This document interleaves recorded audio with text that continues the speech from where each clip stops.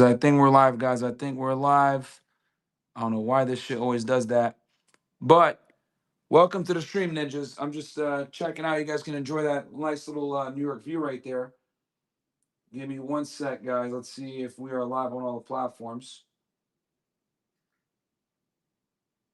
I think we're live, guys. I think we're live. All right, let's see here. Cool. All right. Give me O slash in the chat if you guys can hear me. Give me O slash in the chat if you guys can hear me. Give me O slashes in the chat if you guys can hear me. Give me O slashes. All right, perfect. Yeah, no, I'm not in academic studio, guys, because his assistant just got back to me just now. I know it's a little bit dark, but hey, you know what, man? I figured you guys would probably rather see the view than see me anyway, so it don't matter, right? Let me get my notebook and we're gonna start going over this stuff. Where the hell did I put it though? All right, here it is. So, welcome to the stream, ninjas. All right. Yeah. It's not too bad. You guys can still see me kind of. I got this light. I'll put this light on me like this so you guys could so you guys can still somewhat see me and shit. But anyway, okay. So we got a lot to talk about today, my friends. We got a lot to talk about today. I'm gonna look at the chat real quick and then we're gonna really get into this thing. Quality of the stream should be good as well. You guys should be able to see everything good. Yeah, guys. Yeah, the reason why I'm not in the studio chat is because uh, I didn't get a hold of Axe person until like literally just now. So I'll go tomorrow. It's cool. I'm gonna go tomorrow. I can't stay on stream long anyway today because he has like a little event that he's doing. So I'm gonna go to that. It's at 7 p.m. So I'll be on for hour and a half, whatever, stream with y'all, talk about this stuff, and go from there. And let's see here. Let's see. Actually, let me move this way so I don't. I think you can see the Empire State Building in the back over there. So I'll move out the way so y'all can see that a little bit. Let's see here. So, okay, just making sure everything is good. Making sure everything is good. I'll go on Rumble Studio right now and monitor as well. Matter of fact, I won't even do that because I don't want to fuck nothing up. Okay. Cool. All right, so one more time, guys. Give me O slashes in the chat if everything is good. Video, audio, give me O slashes if everything is good, chat. Give me O slashes if everything is good. And if it is, then I am gonna start going on this thing. Yeah, I know the light's on, ninjas. I'm about to throw it on myself. Pause.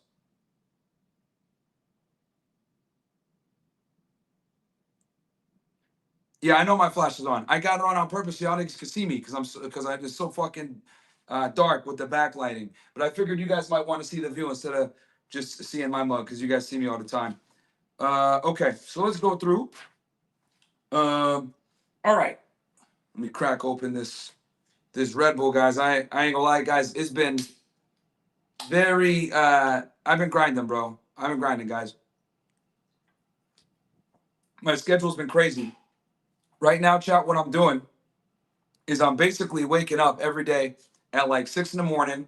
I walk down to the courthouse. It's about 10 minutes from here. I'm down here in Manhattan. I walk over there. I wait in line. I get in the line. My guy hooks me up, gets me in there. I'm at the front of the line. And then we wait until like 8:45-ish, right? Because I get there around 7, right? 7:15-ish, I get there.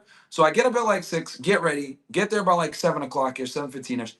Then we wait outside. Then we get inside. Then once we get inside, they make us wait like another 40 minutes or so. Then we finally get upstairs. And then we get into the courtroom.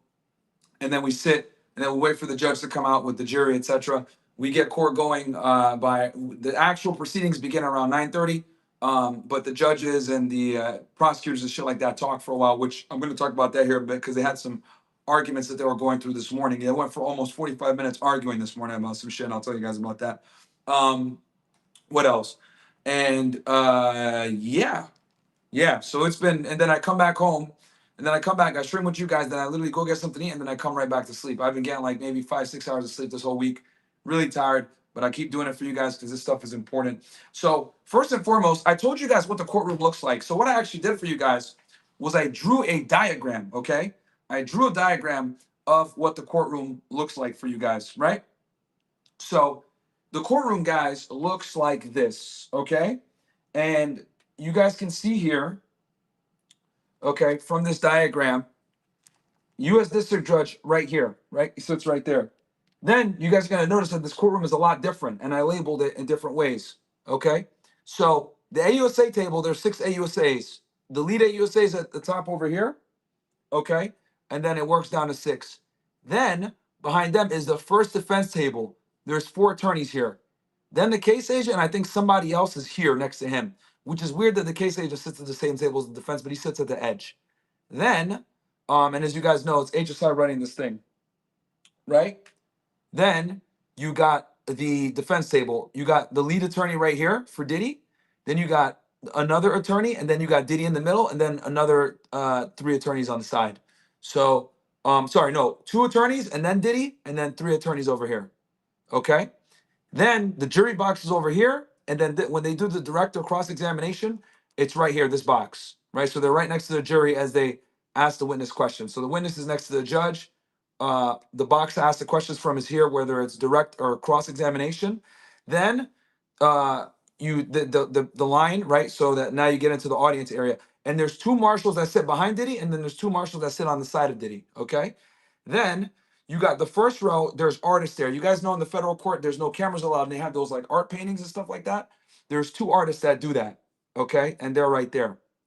Then you got on this side, Diddy's family sits on the second row, and then his friends sit in this row. So his friends and family are in these rows. Then the public sits in these, okay? I was right here, okay? Second to last row in the middle. That's where I was sitting the past 2 days. Because I was in the courtroom today as well. And then on this side, another artist, and then here is AUSA assistants, okay? And then right here, this is all press, all press. And then here, I notice are HSI agents, and they're sitting there in folded chairs, okay? They're not on the bench. And then there's a bunch of marshals in the back. But that's what the courtroom looks like, chat. So now y'all, because I kind of wanted, and one more time, this is the diagram for you guys, okay? Judge up here, witness up here, AUSA table, defense table, case agent sits at the far end away from them. Then the defense table, Diddy sits right in the middle, 2 marshals behind him, 2 marshals to the side over here. Then you got artists are here, artists here. These 2 benches are pretty much empty. Diddy family and friends. Then the public, these last 3 over here. Then these 3 in the bottom are press, and then this is Cassie's family. I forgot to mention that. Cassie's family sits here, and then the AUSA's assistant sits here, like paralegals and shit. And then the jury's over here. Okay? So that's what it looks like, chat. So now you guys have an idea, because I wanted you guys to be able to visualize this is what the courtroom looks like, which is weird because it should be the AUSA on this side and then the defense on this side. But since the court is so narrow, this is what it looks like, chat. Give you guys one more look at that. Okay? That is what it looks like.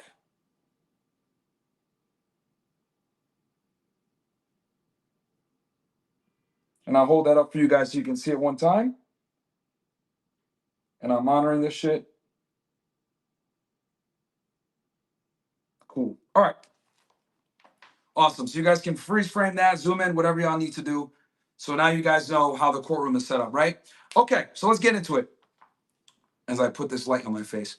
So, all right, so day 4, Diddy trial, 8:45 a.m. The judge walks in. Diddy was wearing a light brown sweater with a white dress shirt underneath, and gray slacks. Okay. Hold on one sec, chat. Just make it okay. Cool.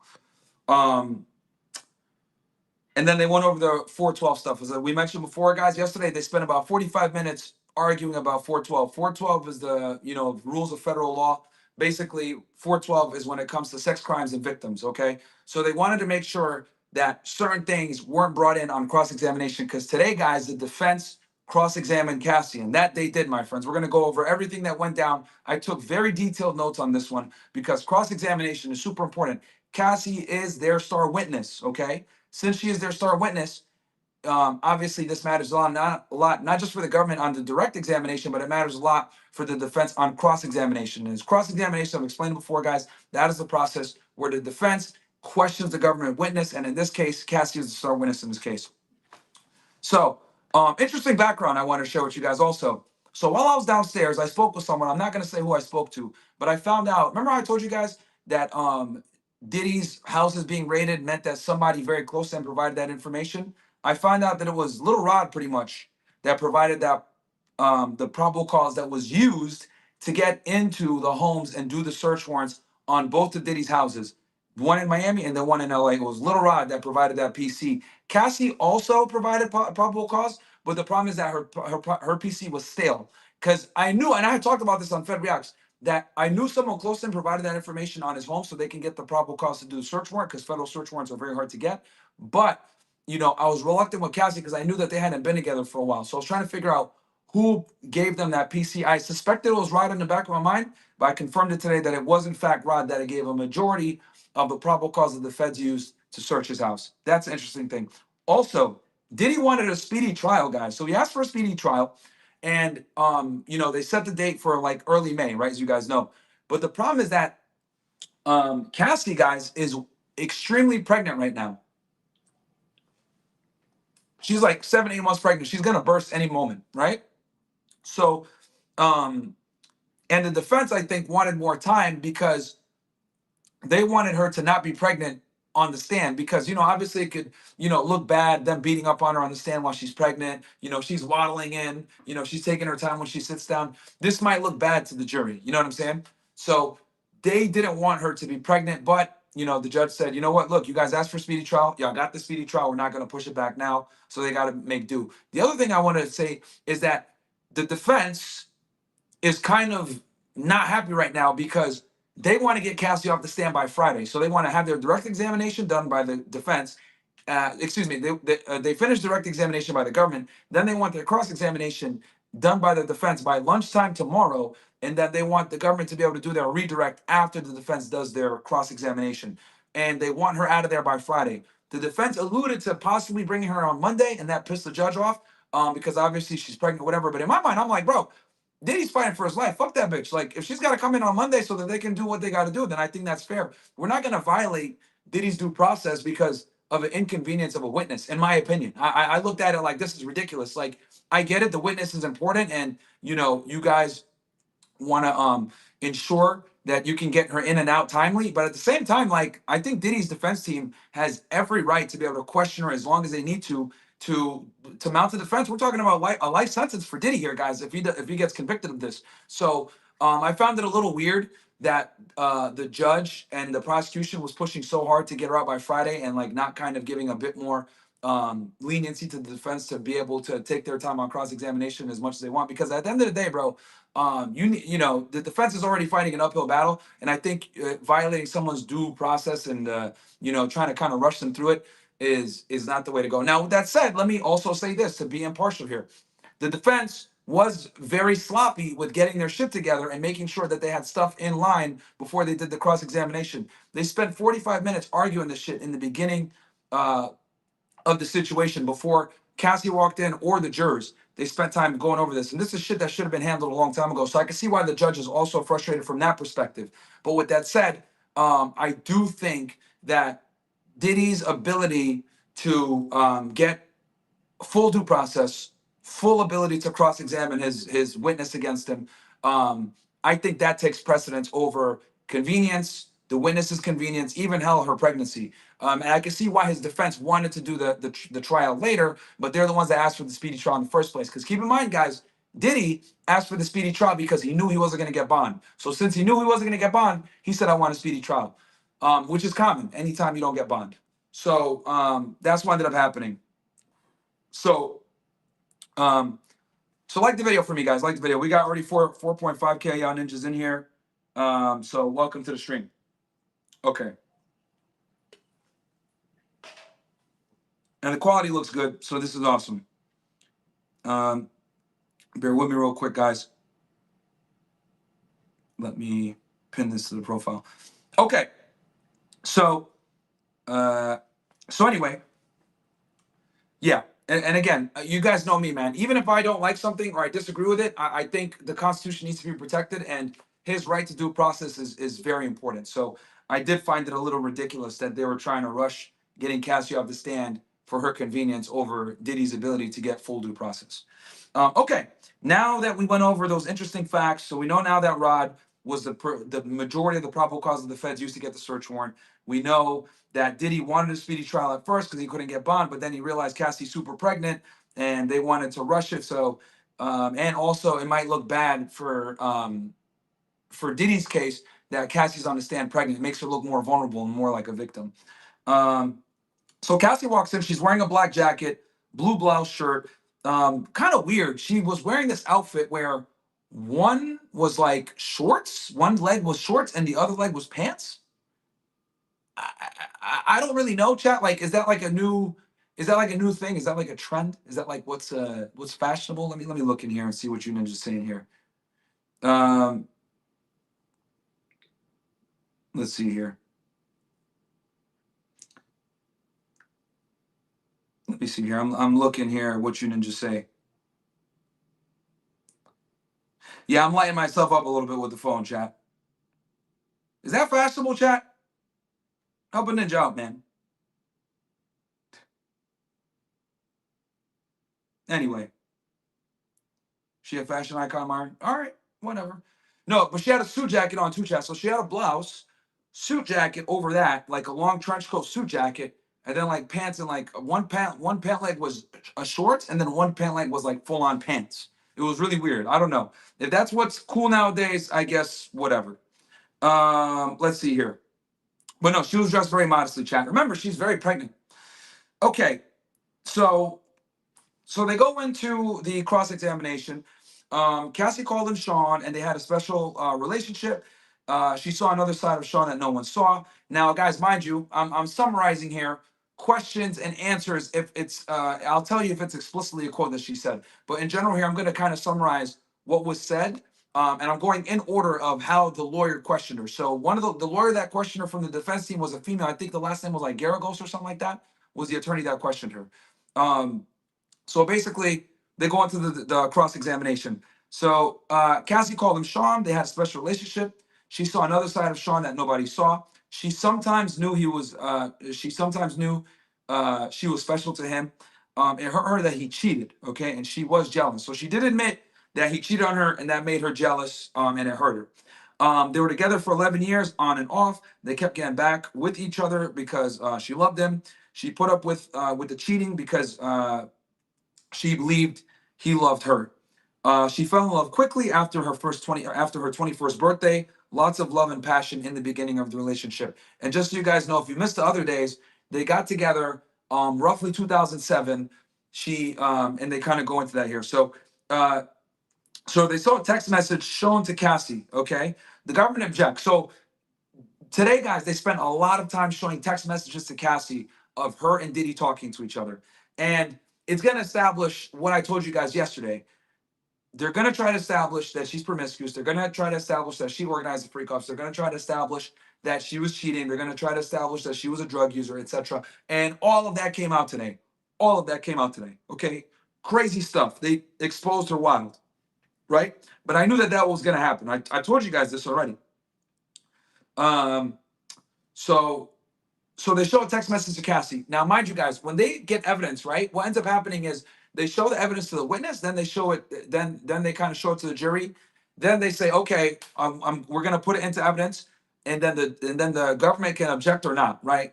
Or when the government puts in evidence, the defense can object or not. So in this case, when they said, okay, we want to show this text message, the government immediately objected, and they objected to a lot of stuff today because obviously they're trying to protect their witness from being slandered as like a 304. Okay. So as soon as they show this text message to Cassie and they say, okay, we want to put it up, the government objects. Okay. And an objection basically is like, no, we don't want that to happen. We're objecting because there's some basis that they're violating the law by doing this, right? When they do objection.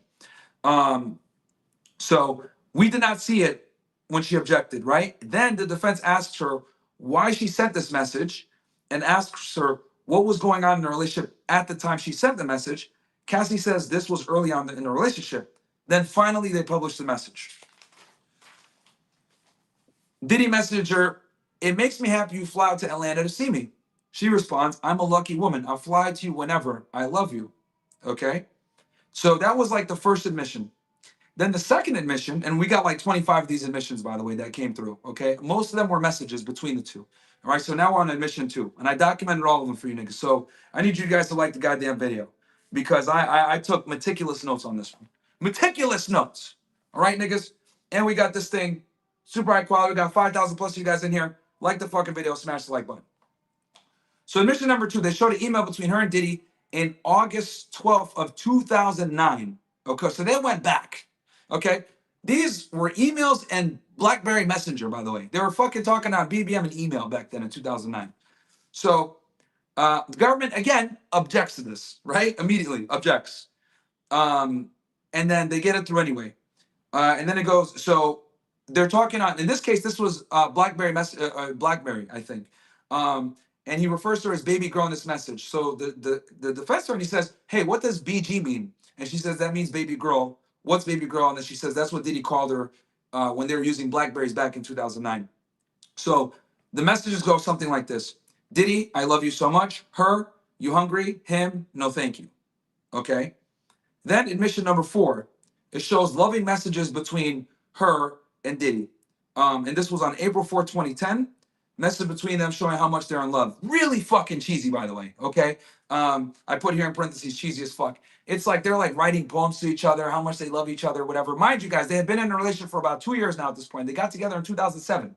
Okay. So 2.5 years together at this point. So this was on April 4th, 2010. And the reason why the attorneys were showing this was to show that these guys like were in love. Okay.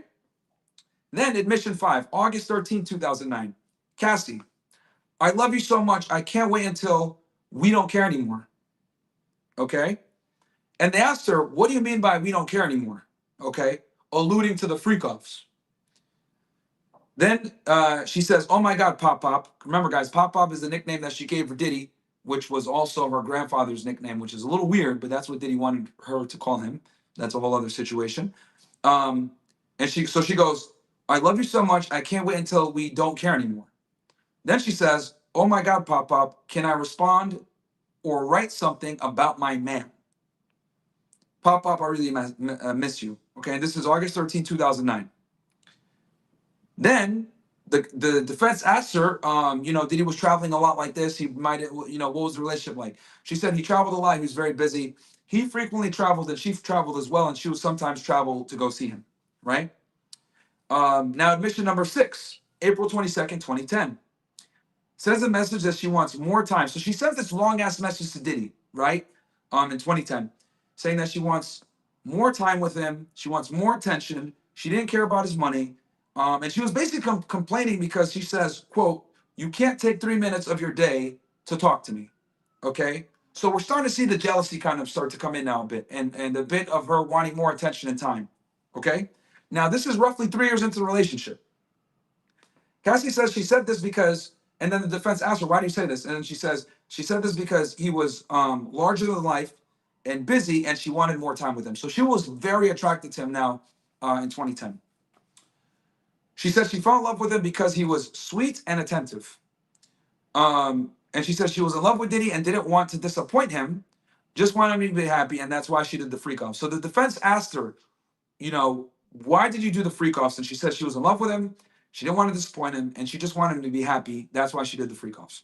So the defense brings up testimony that she gave yesterday on direct. As you guys know, she had roughly a day and a half or so of testimony where the government asked her questions. So the defense would often bring up testimony. They would often bring up testimony that she gave the day prior. Okay. So in this case, they go, defense brings up testimony from yesterday on direct. Defense brings up a text where Cassie said, "I love you so much. You make me a better woman. I love you. I can't wait until we have our own baby. Happy Father's Day." And what did I tell you guys yesterday? If you watched my stream yesterday, I literally told y'all that they were going to attack her on this text, okay? For those of you that didn't see yesterday, the prosecution, when they were going through her text messages, they were showing in there the freak offs and stuff like that. But in the middle of the freak offs, there was a text message she sent to Diddy saying, "Happy Father's Day. You're such a great man. You're such a great father. We're going to have our own kids one day, blah, blah, blah." All this lovey-dovey shit, right? And the government actually brought up that text message. Why did she send it? And she said that she said it because it was like Father's Day or whatever. So today, as I fucking predicted, the defense on cross-examination brings up that text message, right? And you're going to see a pattern here, guys. They're using the government's own exhibits against them and against Cassie, because within these text messages from 2007 all the way to fucking 2018 plus, okay, there's text messages in there of them setting up freak offs, them talking to each other, etc. So everything is there, guys. We're talking about 10 years plus of communication between Diddy and Cassie, okay? And a lot of that was filled with stuff that actually makes Diddy look like a good guy. Okay, so something very important to keep in mind. Like the video, guys. We got 6,000 plus you guys in here. Like the video. Okay. All right. So so the defense brings this up, right? And then the defense says they bring up also that she said she was in a fun, exciting. She was with a fun and exciting guy, and she was his shadow for a while. Because as you guys know, early on in her career, she basically followed Diddy everywhere. Okay. And then Diddy trusted her with his secrets, and she wanted to keep it to keep him happy. You agreed to the freak offs, is what they asked her. And then she says, "No, there's more to it than that." And then the defense says, "No, don't worry, we'll get there." Quote.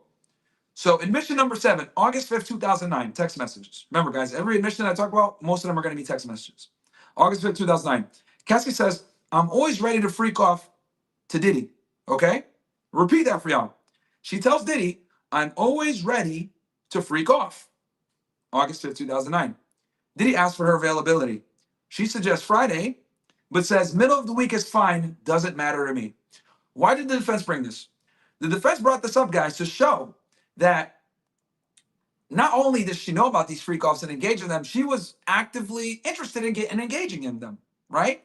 So these text messages show another side, okay? Let's see here. So it shows doesn't matter to me. What do I always tell you guys? Red pill shit. When a woman likes you, she's gonna make herself available. So she said, even if it's in the middle of the week, it's fine for me. So did he suggest Jules? As you guys know, Jules, name that you're gonna get used to familiar with in this thing. This was one of their main escorts that they used. This guy named Jules. Okay. So Diddy asks her to. Did he suggest Jules for their freak off? And he asked Cassie to call him. Cassie says she will. So August 5th, 2009, Cassie says, "I'm always ready to freak off to Diddy." Diddy asks for availability.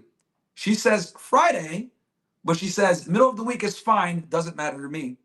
Diddy responds and suggests that they call Jules to do their freak offs, and then ask Cassie to call him, and Cassie says she will. Now, for those of you that aren't aware, I'll go through this real quick. What is a freak off? A freak off is basically a sexual escapade where Diddy hires escorts for him and Cassie to engage in sexual conduct with. The escort basically has sex with Cassie while Diddy watches in the corner, gooning basically. And sometimes he might go into the situation, tell the escort to get off, and then he'll get in, or he'll bring another escort in. But basically, once the escort finishes his business, Cassie and Diddy go into another room where he takes the milk. We're on YouTube. He takes the milk and he kind of smears it on his nipples, as shown in other testimony. And then they take a break, and then they go back and they do it again, maybe with another escort or the escort that's there. Sometimes during an entire freak off, it lasts somewhere between 24 hours all the way up to like 4 to 5 days. I think Cassie said was the longest one. And there might be multiple escorts involved. They use something like 20 plus different escorts. They had a couple of mains, a guy named David, a guy named Jules, but that's basically how it went. So freak off is the long sex marathon, and then there was sessions in between, and in those sessions basically would end when the escort did what he needed to do. And Diddy would watch, and also while Diddy was watching, he would be directing them, telling them what to do, rubbing baby oil on themselves. He wanted them always glistening. He'd provide them with lube. They always made sure that the room was ready prior to them doing it, they always did this at hotels. So that's kind of how the scheme worked. Okay, give me ones in the chat if that all makes sense. Give me ones in the chat if that all makes sense, because I want you guys to understand what the freak offs are, so that I don't have to go through it again and it makes sense, because you guys might not know how the freak offs work, but that's how it goes. The freak off is the big session, is the big marathon of sex where there's multiple escorts involved with Cassie and Diddy, and then the session is where the escort is having sex with Cassie. Diddy watches. After that session's done, as the escort ejaculates, whether in her or on her, her and Diddy go into another private room. She smears the thing on them. They hang out for a bit. They take a break. Then they come back out, and then they do this another session of the freak off, and this can last for hours to days. Yes, I know it's very disturbing, chat, but at least you guys know now. But that's why he had all that baby oil, guys. That's why he had all that baby oil.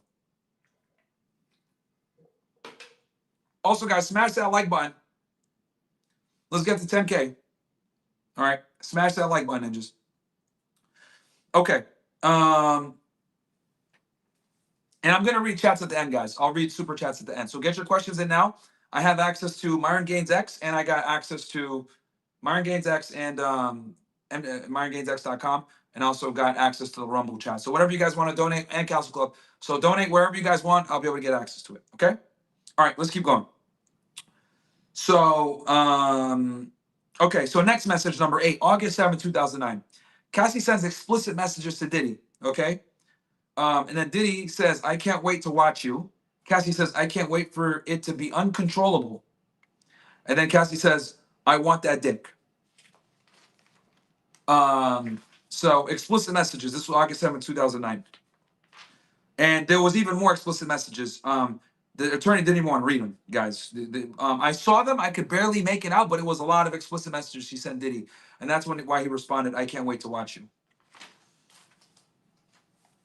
So admission number 9, August 7, 2009.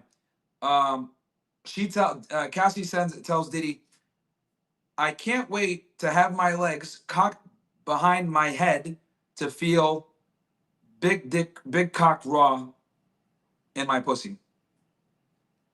August 7, 2009. She sent this to Diddy.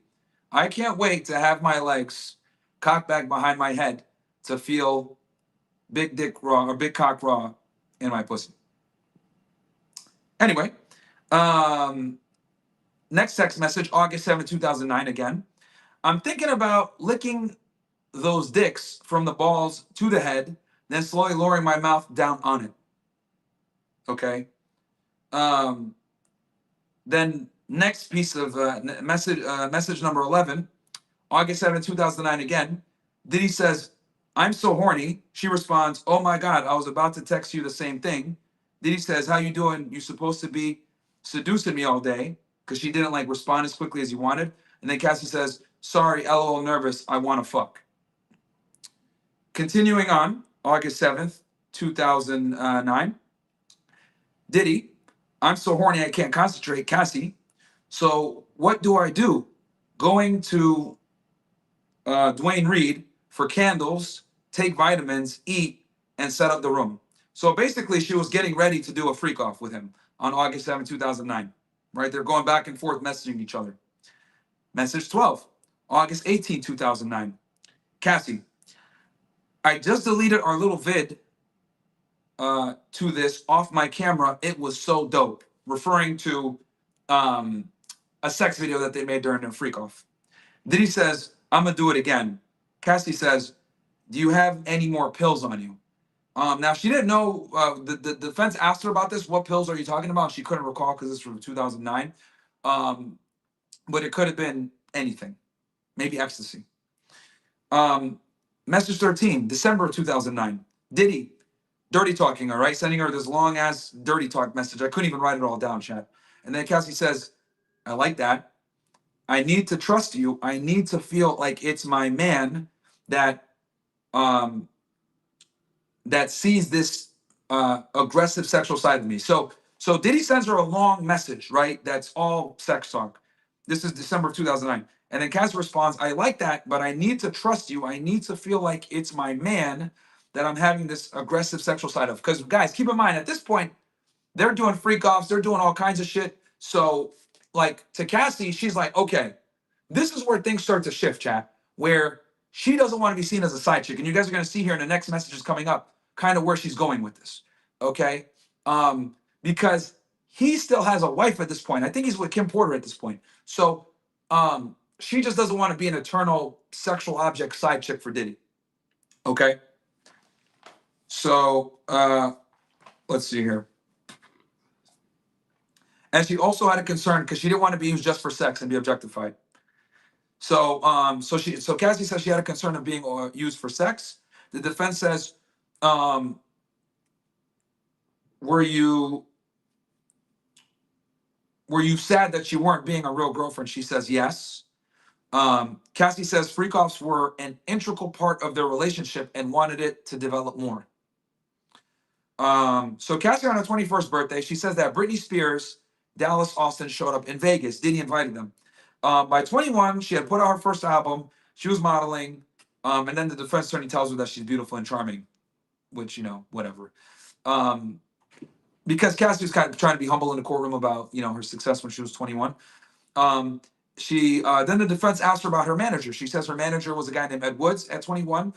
She worked for Casablanca Records, run by Tommy Mottola. Her finances at 21 were after her album release. She had an apartment in New York, and she paid for her own stuff. So she was making good money at this point because her first album, self-entitled Cassie, was out at this point. Cassie said that she met Diddy through Ryan Leslie. They dated 3 years when she moved to New York City. Now, this is the first time that Ryan Leslie's been mentioned in the trial. For those of you that aren't aware, Ryan Leslie, very popular, I think producer, if I'm not mistaken, chat. Music niggas, if you guys can help me out. I think is a producer / manager. She was dating him for 3 years when she had been in, because she was modeling in New York City and she met him in New York City. But she met Diddy through Ryan Leslie, which is crazy. So when she first met Diddy, it was a platonic relationship. And she recalled how she had a bad performance on 106 in Park. Remember that show, guys? 106 in Park, AJ and Free. Holy, bro. She recalled how she had a bad performance at 106 in Park. The sound was fucked up. I guess the choreography was bad. And Diddy had her back through that experience because she got made fun of for that performance and criticized. And she really respected and liked that Diddy had her back for that. So she couldn't hear herself and the music was bad. So Ryan Leslie is about 10 years older than her. She was dating him at 18 or 19. And then while she was dating Ryan Leslie, this is where shit gets crazy, chat. And the defense, I know what they're doing here. They're trying to paint her as a whore, right? So they ask her, were you seeing Ryan Leslie at the time where you were seeing Diddy? And this is where we get into. So she took a trip to Miami after her 21st birthday. For those of you who remember, Diddy kissed her for the first time on her 21st birthday weekend in Las Vegas. After he kissed her, they had meetups at hotels, okay? They never had sex, but Diddy went down on her a few times, and she didn't reciprocate, and that pissed Diddy off. So after all that, she takes a trip out to Miami for a club event, okay? There was a flyer put out, club appearance mentioned, etc. So she went out to Miami to do this club performance with her friend Carrie Morgan, her best friend Carrie Morgan, but Diddy was there as well, okay? She also went there. And that's where they first had sex, in Miami. Then the defense attorney asked her, hey, didn't you have a tattoo of Ryan Leslie? And she said, yes. And she had another tattoo. So the defense asked her, how many tattoos do you have? She said 2 to 3 tats. And then they mentioned, hey, what's the tattoo on your arm? And she has a tattoo on her arm that says no regrets. Oh, man. The defense was diabolical, bro. The defense was diabolical because it was a woman asking her these questions, and she was doing it in a very polite and nice way. But I could see why they were doing this. They were slowly dragging her, right, for being a whore. Sorry, guys. Here's some more. So, crazy shit, man. So anyway, right? Let me check the battery, make sure that we're not gonna phone ain't gonna die and shit on us, man. Because we cooking right now. All right. We're good for now. All right. So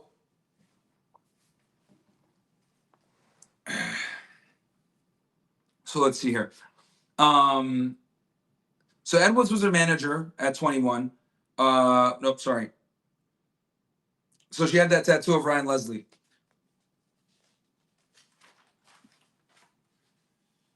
So she admits here that she first had sex with Diddy in Miami. Diddy introduced her to oral sex before that, and she met him at hotels because she was still in a relationship with Ryan. So after he kissed her in Vegas and she was 21, she was in a relationship with Ryan Leslie. And after that, she would meet him at a hotel secretly. And then eventually she went down to Miami to do this performance. And she also had sex with Diddy while she was down there. And she was with Ryan the whole time in a relationship, and the defense made sure to point that out. And she knew that the meetups were going to be romantic and sexual. So let's move on to the next text message. October 14, 2007, number 14 text. The message talks about how sweet Diddy was and how she feels protected with him, how she fell fast for him. But he doesn't trust her. And Carrie being that, and him liking Carrie, her best friend, instead. And then she also talks about how she can be malicious and sneaky, and she doesn't feel like the right one, and she wants to be with him, and how she wants to have a future with him, and she could sometimes be a brat. And it's interesting because when she sent this text message on October 14, 2007, right? When the attorney put this up on the screen, Cassie actually chuckled while she was reading this because it was so cringe. It was like she wrote this long ass fucking like journal entry almost about how much she liked Diddy and how she felt fast for him and all this other bullshit. So, and then the defense attorney asks her, hey, so what about this sneaky thing? Was it because of her cheating on Ryan? And Cassie responds, it could be. So you guys are gonna notice this where the defense takes like, jabs at her during this testimony to show that she's a 304. So then they get into the freak-offs. Okay, they get into more detail with the freak-offs. So Cassie says that she disguised her appearance with wigs, masquerade masks, to be discreet since they were famous and the encounters were crazy, quote unquote, according to her. They didn't want anyone to know. She feared for her career if the tapes were released and Diddy was in them. But Diddy also didn't want people to know either. And they made sure to know that. So like they were like, hey, so you didn't want the tapes released because you were in them. She was like, yes. And well, Diddy didn't want anyone to know about these freak offs either, right? And she said yes, which kind of defeats her argument that he would release the tapes because he was on them. Does that make sense, Chad? That's why the defense asked them. So then they asked her what happened to Diddy's career after her lawsuit in 2023, which I thought that was kind of crazy. But as soon as they said that, objection, like objection. And they objected like 4 different times because they tried to rephrase the question multiple times where they asked what happened to Diddy's career after you filed that lawsuit in November 2023. Eventually she answered and she said she understood it was ruined. Then they go back to the text messages. This is message number 15 now. July 29, 2012. Her and Diddy discussing Valium, her period, how he's horny and how she's horny. They go into explicit messaging about how they moan during sex.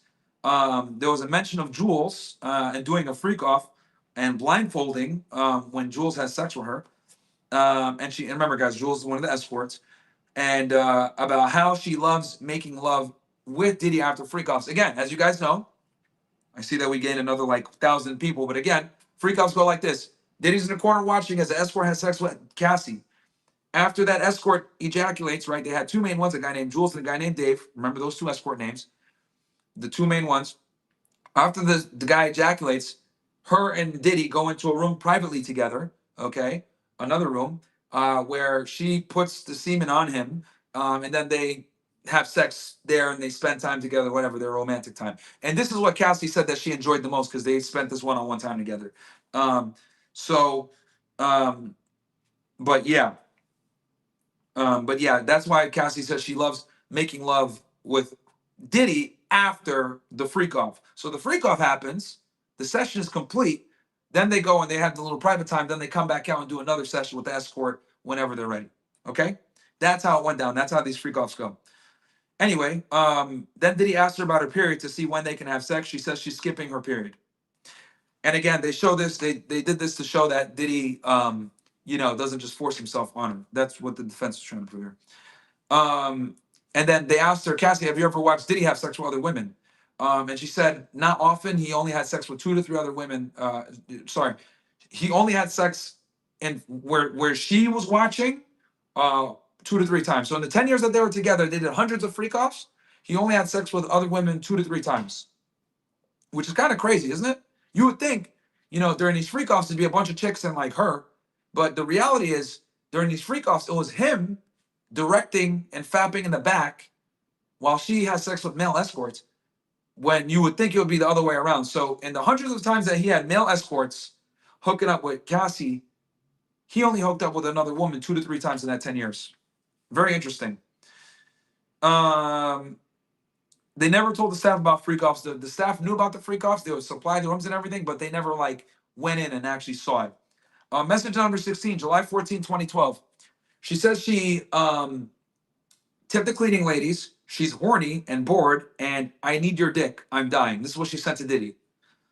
July 16th, 2012.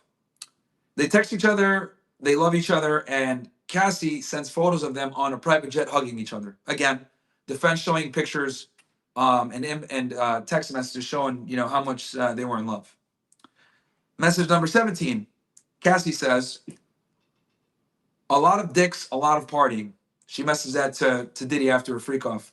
Diddy says, you sick? Sorry. And then Cassie says, why are you sorry? So the defense asked her, why did you say, why are you sorry? And Cassie says, she asked that because he never said sorry before. And that was the running theme here. Also, you're going to notice, chat. One thing that Cassie harped on a lot is that she felt like whenever Diddy would wrong her, he wouldn't apologize. He never said sorry. That was one of the things that she mentioned. Next, Cassie asked that because, oh no, okay. So they had more text messages of love and affection together. Cassie says Diddy put her down, but he also uplifted her a lot, telling her she's a queen and a better woman, and you know, and he sends her a lot of positive messages. The defense basically asked her, because during her direct examination, Cassie said that Diddy used to put her down, but then the defense on cross-examine today said, well, I know you said yesterday that Diddy put you down, but he also uplifted you a lot. And they showed text messages where Diddy would tell her she's a queen, he loves her, he would do anything for her, and he's gonna make her, and she would say how he's making her a better woman and shit like that. And then the defense asked, what other ways did Diddy build her up? She says, with his positive words and with his energy. Then, so then the defense asked her, what would trigger Diddy's incessant calling? Now, why am I talking about incessant calling? During Cassie's direct examination, guys, she talked a lot about how Diddy would often call her. And if she didn't answer, he would call her over and over and over again. And if she didn't answer, he would either go to her house or security would go to her house. So defense asked her, why would he do that? And she said it's because she wouldn't say where she was and it would anger him. And then why would he care about not knowing where you were? And then Cassie says, because he suspected her of cheating. Cassie sent photos of clothes of herself for his approval. And because the defense asked her, hey, you would often send photos of yourself to Diddy of your clothes and everything else like that. Why? And then she said, because Diddy impacted fashion, culture, music. He had successful clothing brand, Sean John. Cassie consulted with Diddy on her look a few times. Many people respected his perspective on her look. And then she said, Diddy was very busy during freak offs. Both of them were consuming drugs. They both needed to recover. They also said, and now I'm going to summarize some things that were said during the cross-examination. Diddy was still working at this time, despite being addicted to drugs. Diddy was addicted to opiates. She saw him taking them. They went into withdrawals, what it's like withdrawing from opiates. She said you get sick, nauseous, stomach issues, makes you get agitated. She witnessed Diddy go through opiate withdrawals. She said during withdrawals, Diddy would be very agitated. She said that Diddy did ecstasy, MDMA, cocaine, GHB in her presence. She also, they asked her about MDMA and ecstasy, why she did it. Cassie said she got euphoria when she took it to be high during the freak offs. Let's see here. So So I talked about So I talked about why. So then I think they let Cassie get off the stand, and we're getting ready to go to lunch, and then that's where they started like arguing about getting Cassie off the stand by Friday, as I described to you guys earlier with the defense and the prosecution. They got in a pretty heated discussion about this. Um, and then the defense actually made a good point. They said, hey, if Friday was a hard deadline, why did we put two witnesses before Cassie? Which is kind of a good point. Remember, guys, on day one, they put the security officer and the stripper. And then day two, the stripper went again. Then Cassie came in on the second part of day two or day three, I think it was. So then now we get into part two. This was after lunch. And at this point, let's see here. We got 8.6K you guys in here. Guys, we got almost 10,000 you guys in here. Actually, we got over 10,000 you guys in here. Do me a favor. Like the video, ninjas. Like the video. Now we're going to get into the second part of the testimony. Like the video, guys. We got good quality, good audio for you guys. Nice little backdrop of the city. I know we didn't use Act Studio, but I couldn't get a hold of his assistant in time. But that's cool. I'll be in there tomorrow. I might do a collab actually with a couple other guys that are out here, by the way. Might do a collab with a couple other reporters tomorrow in Diddy in Act Studio. So guys, let's get to 4,000 likes. We got 8.5K you guys watching. We're going to get into the second part of the testimony after lunch. Let's get to 4,000 likes now, and I'll go, and I'll keep going. Let me check the battery on this.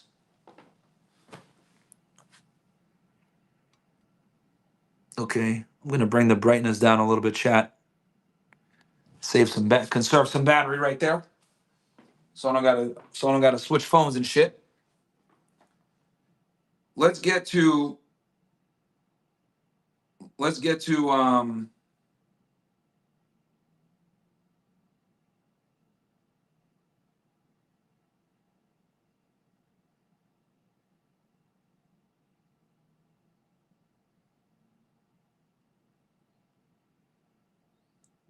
let's get to 4,000 likes, guys. We're at 2.8. Let's go to 4K and I'll keep cooking. Let's go to 4K. Smash the like button if you're watching on YouTube. We got 8.5K you guys watching right now. We got 10,000 total between Rumble and YouTube. Shout out to all my guys watching on Rumble right now. Love you guys. Like the video. We're cooking right now.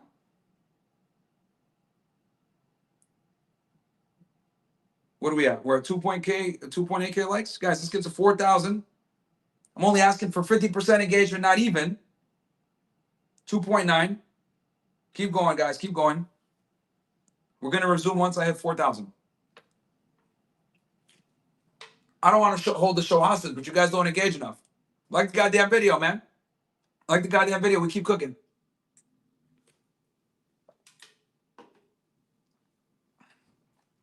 We got some more crazy shit to talk about.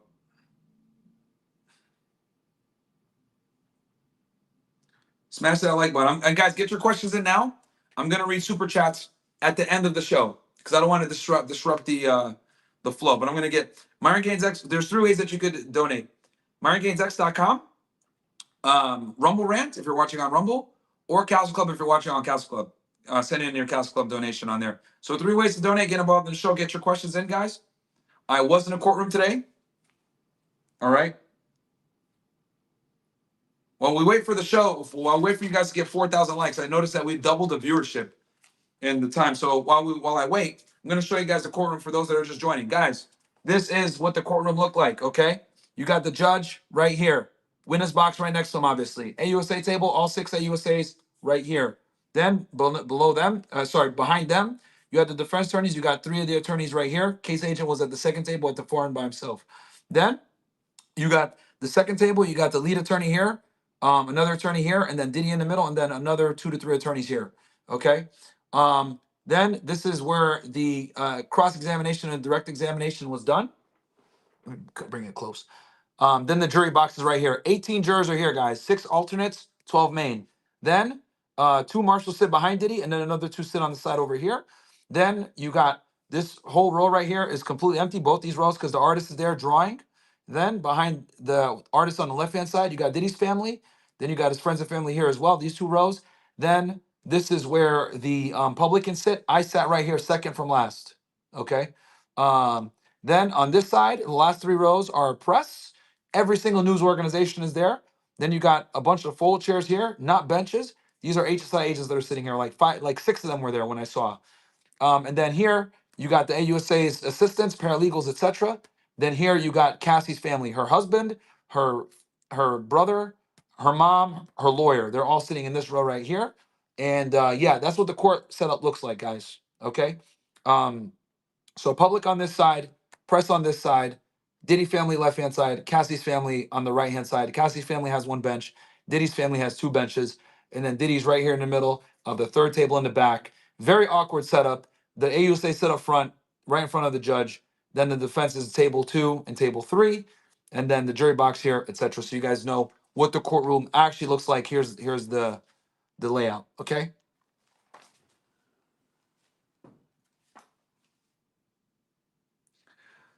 Okay, are we at 4,000? Niggas, we're at 3.4. Let's get to 4,000. 50% engagement. That's all I'm asking for, ninjas.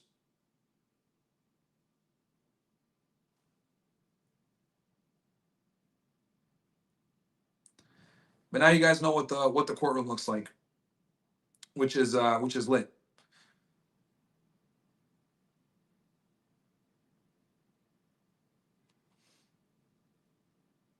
LeBron has not been mentioned, but we're going to talk about some other celebrities. This is about to get crazy in here. Let's get 4,000 so we can keep cooking, chap. 500 more likes. Smash that like button, ninjas. Smash that like button.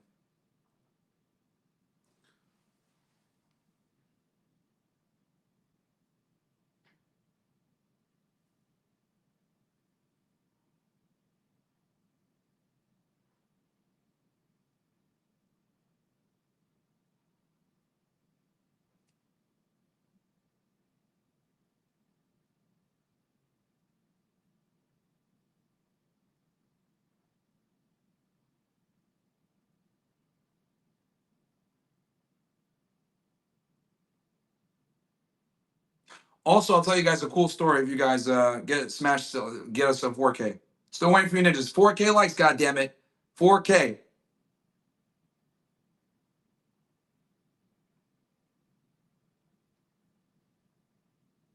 And I got to head out soon too, guys. So I'm not going to be on stream too long. I'm going to give you all this sauce. I'm going to get out of here because I got to go. I'm going to go meet up with academics. I got to show him love. It's his birthday. And as you guys know, I don't have many friends in the industry because these niggas are fucking dickheads.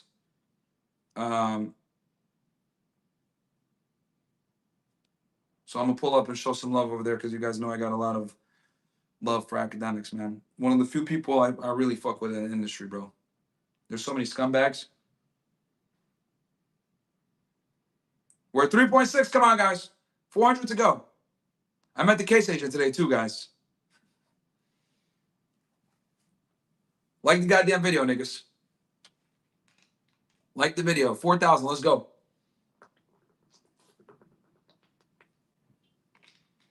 I'm holding the show hostage. I'm holding the show hostage until we get our goddamn 4K. I'm going to take a quick piss. Well, I wait for you ninjas to fucking do what y'all supposed to do, man. I'm going to mute the mic, though, so you guys don't hear me piss. That'll be weird.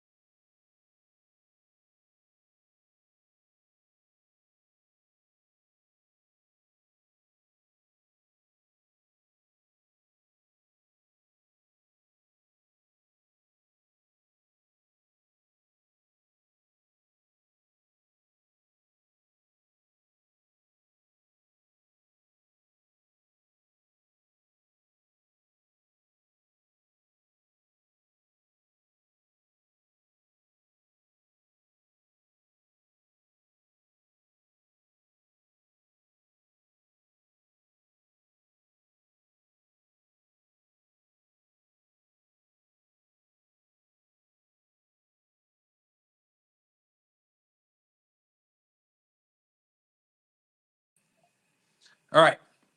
Let's see. Where we at, chat? Where we at? All right, we hit the 4. Let's go. Okay, I wish I had a Don DeMarco button. Okay. So, All right, so let's get it. So, yes, I met the case agent today. Nice guy. He was really, he was kind of standoffish because when I walked up to him, I was like, hey, what's up, bro? And I could tell that he wanted to walk away. I was like, hey, man, I was former HSI. And he was like, oh, shit. And then he turned back, shook my hand, you know. But I could tell, guys, this case, since it got so much notoriety, I don't think they want, the agents are really apprehensive to talk to the public because obviously they don't want to talk to the press. They don't want to talk to the public because this case, shit has been leaked. As you guys know, the video of Diddy chasing her down at the hotel, they got leaked. Information from the case got leaked, so they don't want to talk to anybody. So the guy was reluctant. Then when I told him, "Hey, I was on the job," he's like, "Oh shit, okay." But he's a newer guy. He's been on the job for like maybe 5 years. Nice guy. I can tell he's a little bit of an introvert. But obviously he doesn't want to talk to the press either because you know just the notoriety of the case. So I totally understand it. You know, I didn't take offense to it. But I congratulated him. I said, bro, this is a great case. You know, big case. You know, as a case agent, you know, they never get credit, right? The AUSAs always get credit. The agency might get credit, but the case agent that actually put it all together, you know, that did the hundreds of interviews, that wrote all the reports, that, you know, was the affiant on all the search warrants, etc. Like I've been there, so I know exactly how hard it is to put a federal investigation together, a complex one, and to get a RICO approved. Guys, many of you guys don't know this, but like to get a RICO case approved, you got to send it to DOJ Maine, and then DOJ Maine's got to approve the case as a RICO case, and then you can go ahead and prosecute it that way. So it's a lot of work to put these cases together, guys, especially cases like that. So you know, I gave the guys props, and he really appreciated that because I guarantee you, nobody even knew.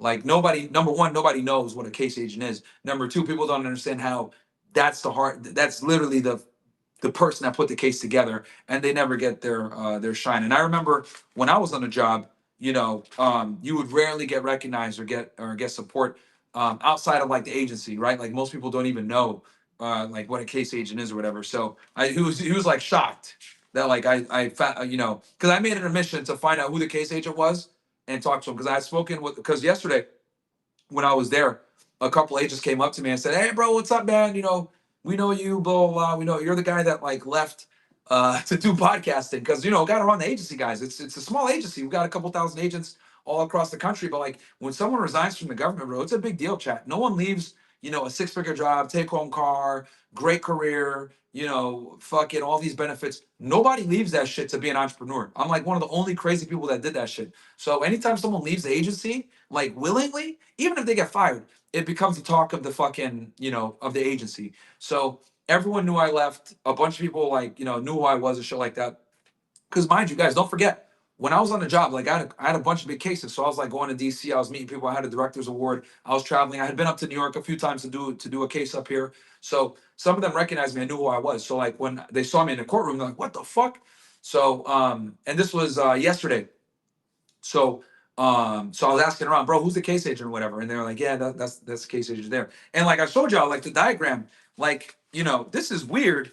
You know, you don't normally, and just against you guys, just kind of like understand where I'm coming from here. Like normally, guys, um, so here's the diagram again. Normally, the case agent is supposed to sit right next to the AUSAs.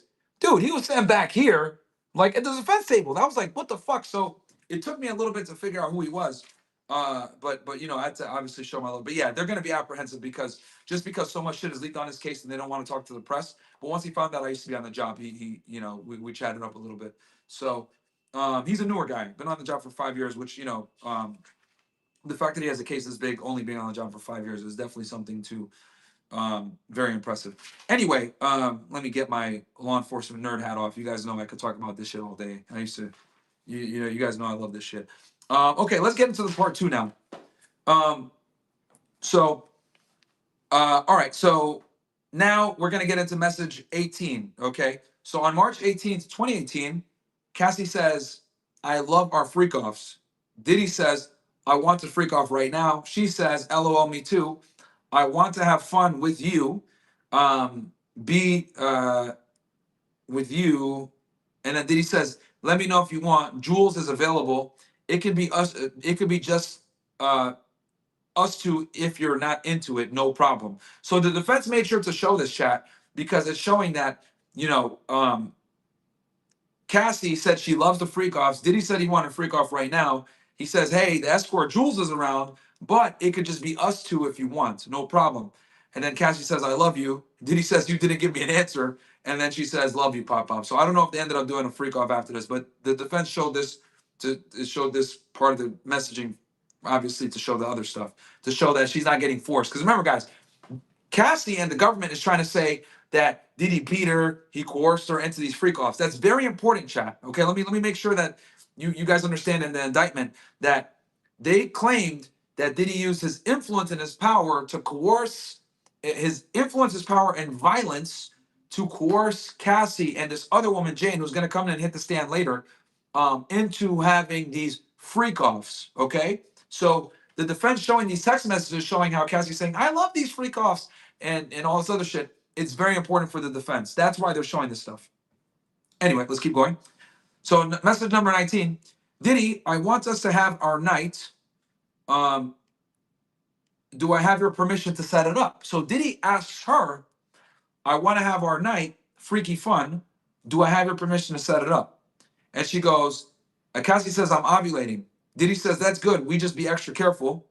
Diddy says, if you're not horny, what the fuck? Cassie says, of course I am. And then I don't know if they actually ended up doing a freak off there, but again, defense showing more text messages show that she was into it. Then May 16, 2016, next message. Cassie says, I can go to Pleasure Chest. What is Pleasure Chest? Pleasure Chest is a sex supply store where she also has outfits. For those of you that don't know, when they did these freak offs, Diddy would wanted her to dress up. She would wear heels, sometimes masquerade masks, lingerie, etc. He had like this whole thing of how he wanted her to dress when they would do these freak offs. Let's see here. Then Diddy says, so she says, I can go to Pleasure Chest, right? On May 16, 2016. Diddy says, that's so far. I can go if you want. And then there were times that Diddy went and got supplies and contacted escorts on behalf of Cassie. They went back and forth on who gets the supplies. Diddy says, can we kiss a lot tonight? Cassie says, yes. Diddy says, what you doing? Where you at? She says, trying to find something to impress you. He says, go to the hotel. She says, how long you gonna be? He says, 20 minutes. She says, I left the iPad home. Okay. Now this is important. She says, shit, I left the iPad home. Why did they want the iPad? The iPad, guys, is how they recorded themselves doing these freak offs. So Cassie says, shit, I left the iPad, which means she wanted to bring it but forgot it. And then she tells Diddy, sorry, it was hidden. I forgot to get it. Diddy says, meet you at the hotel. Cassie says, took a while to check out, referring to the store, Pleasure Chest. And then Diddy asks about pizza. And then Cassie says, I'm too excited. Okay. June 2017. Next message. Cassie says, I was away all week now. I'm back. You want to see me tonight? I'll be there right after my premiere. And this is after they had an argument. Okay. And then next message, Cassie to Diddy, she says, they were playing some kind of game. A friend told, okay, so, all right. So Cassie, let me explain this text message because this is where it gets a little confusing. So Cassie sends this text message to Diddy that says, you're not going to be Sean. I'm not going to be Cassie. We're going to be different people, different energy, blah, blah, blah. And it was really weird and awkward, right? So the defense asked her about this text message. And then Cassie explains that her friend had told her about it, right? And it was something that it was a technique that she utilized to kind of rekindle the relationship because they had an argument prior to her sending this text. Okay, does that make sense, chat? So this is relevant because it goes to show that she went out of her way, even when they had arguments, to kind of fix things, and she contacted him. So then Diddy says he's on the same page because they talked about meeting up for sex after she sent this like kinky text message of them being different people. And then he suggests that they go to a sex club. Cassie agrees. What's a sex club? For those of you that didn't tune in yesterday, a sex club, guys, is a club where they have certain rooms in there where you literally can just like have sex. And swingers frequent them all the time. This is something that Cassie and Diddy used to do together. On direct examination yesterday, Cassie outlined the sex clubs. She claimed that she didn't like it, but what do we have here? We got text messages between her and Diddy where she initiates a conversation says, I am not Cassie, you're not Sean, blah, blah, blah. And like an attempt to rekindle it, it turns Diddy on. He says he's on the same page. And then he suggests, let's go to a sex club. She agrees. Diddy says, are you sure I got plans? And then he sends another message. Tell me if you want me to stop. Cassie says, no, getting my lashes and brows done at 8. I just finished. So I'm not sure if they met up after that. But again, the defense put this message out there to show that they were actively going back and forth, contrary to what she says about how she didn't want to go to these sex clubs or whatever. She claims she didn't want to do these sex clubs. But here we go where she agrees to it. So the defense asks her, were you jealous of Kim Porter? And she says yes. Kim Porter, for those of you guys that don't know, was Diddy's ex-wife, or I don't know if they were formally married, but it was a woman that he was in a long-term relationship with. She had a child with him. And his sons actually were in the courtroom, by the way, guys, one of the sons. And she admits that she was jealous of Kim Porter. And Cassie was upset that Diddy spent time with Porter during the holidays and not her. So Christmas, Thanksgiving, all the family holidays, he always spent it with Kim and not her, and that pissed her off. And then they asked her, did Diddy have relations with other women? She says yes. How did Cassie find out about Gina, who was a woman that she didn't like? She said social media. What was Diddy's response to Gina? She says she doesn't remember. Diddy lied about Gina, and they got back together multiple times. So basically, there was this woman that Cassie really didn't like named Gina. And Diddy lied about being in a relationship with her multiple times, and they kept getting back together. And she found out one time that Diddy was with her, I think in like 2015 or 2016, and we're going to talk about that in a little bit later, what ended up happening after that. He also got with other women, and this led to a lot of arguments between them. Okay, a lot of arguments between Cassie and Diddy off of him being with other women. Diddy also suspected her of cheating. So lots of it. She says. She goes, there was lots of arguing. Some of it was fuzzy to her. She was doing a lot of drugs at the time. Okay. Text number 2, Cassie says, let's do something different. Diddy says, let's do Broadway play. Diddy says, Dave hit me. Cassie says, me too. Dave, if you guys remember, was one of the main escorts that they used. Diddy then says, I'm horny. Cassie sends him an explicit message back to back of her wanting to get fucked and stuff like that. Two messages. Then Cassie sends him an image of a sex club location. Again, why is this important? Because the day prior, Cassie said how much she hated the sex clubs. And she said how she never wanted to go to them. But what is she doing here? Sending Diddy sexual messages and sending him the location of a sex club. Okay? So, this is the defense kind of like, kind of unraveling, like unraveling her narrative, chat. Diddy says, you ready? Cassie says, I just got to get some stuff. And then it looks like they might have went to the sex club after that. We don't know. But she sent him the image of the sex club, and then he said, you ready? And then she said, Cassie, yeah, I just got to get some stuff. Fast forward October. So now she shows another message, October 19, 2012. Cassie says, I miss you. I miss that dick. I miss our sessions in the day. Diddy says, you horny or sleepy? She says, I'm both. I thought we would lay up together. If so, I'll cancel my plans. Diddy says we can do that. She said, don't cancel your plans. We'll hang out tomorrow. Next message. Cassie says, I'm going to go to the pool. Wish we could have a freak off before you left.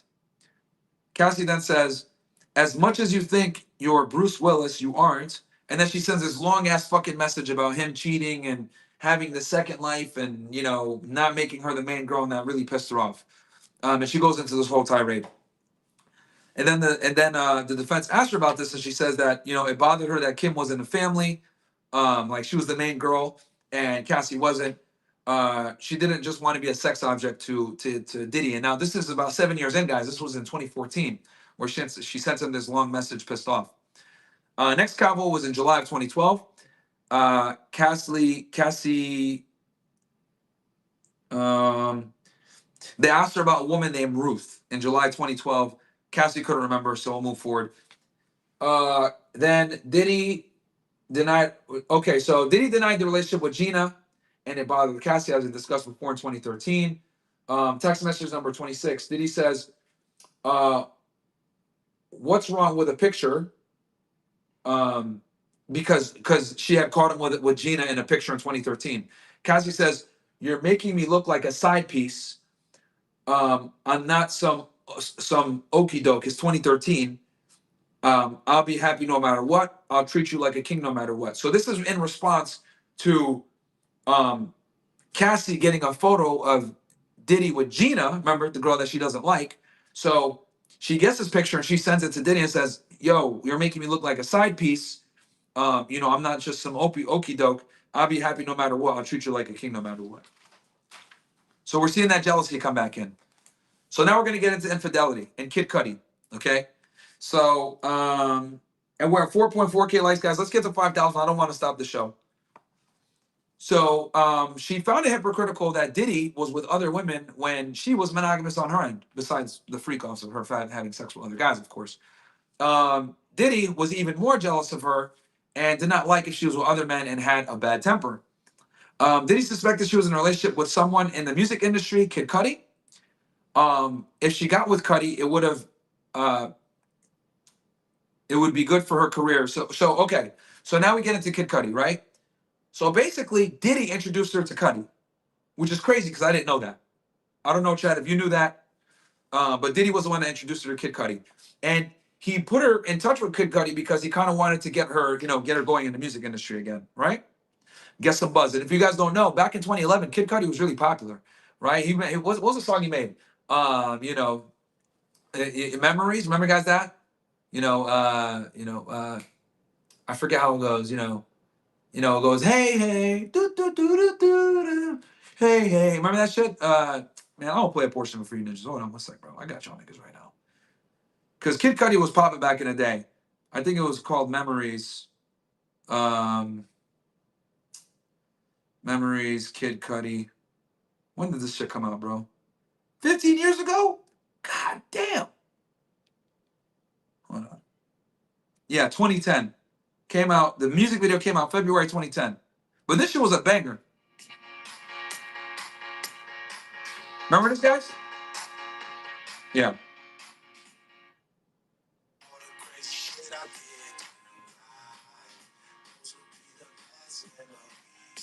Okay, there you guys go. That's the song. He's that guy. For those of you that are not musically inclined. Anyway, let's get back to it. I remember fucking bro, when I was at Northeastern, the fucking white people love that song, dude. It's fucking wild how much they love that song. Dude, this song is so sick. Bro, every fucking time I went to someone's dorm or some shit, they were playing that shit on blast, bro. They love that shit. Any pregame or whatever. You guys know I didn't drink like that, but yo, they were always playing that shit. All right, hold on one sec, chat. Let me make sure what the battery is. Oh man, we're at 8%. Okay, chat. We might have to do a quick little switcheroo. Give me one sec, chat. We might honestly have to do a quick little switcheroo. All right. Now we're gonna get into the Kid Cudi shit. Let me do a quick switcheroo. All right. Give me 1 second, chat. Give me 1 second as I do this quick switcheroo. Okay? Give me 1 second.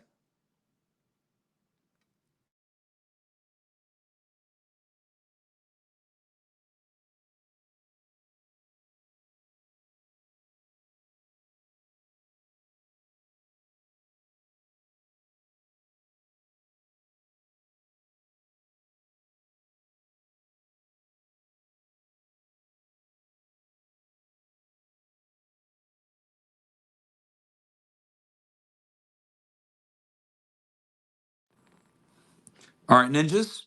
Hold on 1 sec. We're getting this thing back up. This is the benefits of having two phones. Okay. Let me make sure that we're good to go. I think we successfully did the switcheroo.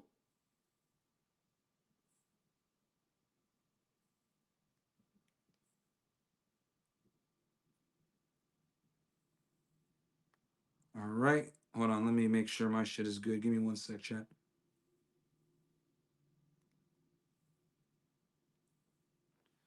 All right. Give me O/ in the chat if we're good to go. Give me O/ in the chat if we're good to go, chat. Give me O/ there, and we're going to continue on. Right? Hold on, let me make sure. Give me O slashes if we are good to go, chat.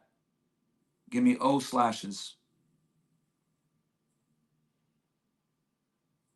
I'm looking at chat right now.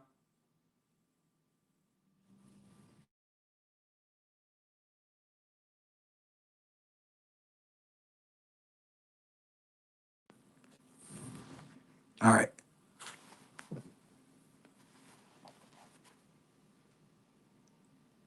All right, I see O slashes. Sweet. Okay. Awesome, awesome. Let me clean this lens real quick. Give me 1 sec, guys. I'm gonna clean this lens. Let me make sure this shit is all good. All right, cool. All right. Okay. Back on it. Sorry about that.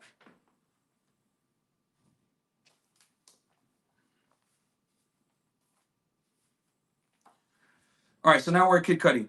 Okay. So did he put her in touch with Kid Cudi? Okay. That's number one. And if she got with good Cudi, and the reason why Diddy put her in touch with Kid Cudi, guys, was because it was for her career advancement. As you guys know, back in 2011, when he introduced her to Kid Cudi, he was a very popular artist.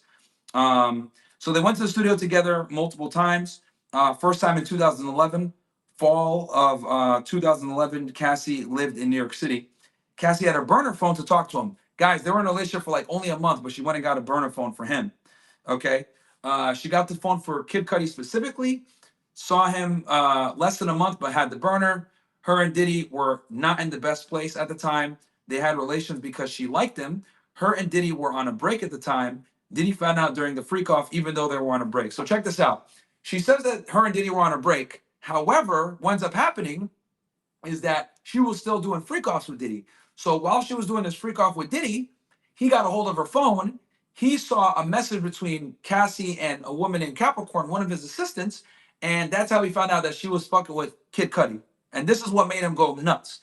And when he finds out, I told you guys yesterday, he got like a bottle, like a corkscrew, and put it on his fist, and he chased her, and she ran out the freak off.